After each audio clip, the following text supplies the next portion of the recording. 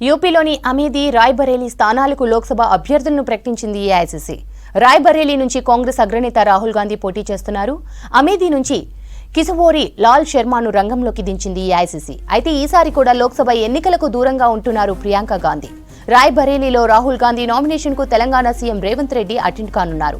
ఇప్పటికే ఆయన హైదరాబాద్ నుంచి యూపీ వెళ్లారు.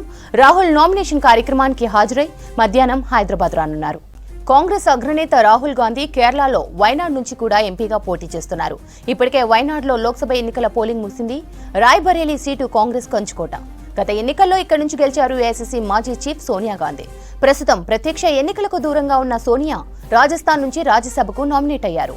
అయితే రాయ్బరేలీ నుంచి ప్రియాంక గాంధీ పోటీ చేస్తారనే ప్రచారం జరిగింది. అనూహ్యంగా ఈ సీట్ నుంచి రాహుల్ పేరును ప్రకటించింది ఏఐసీసీ.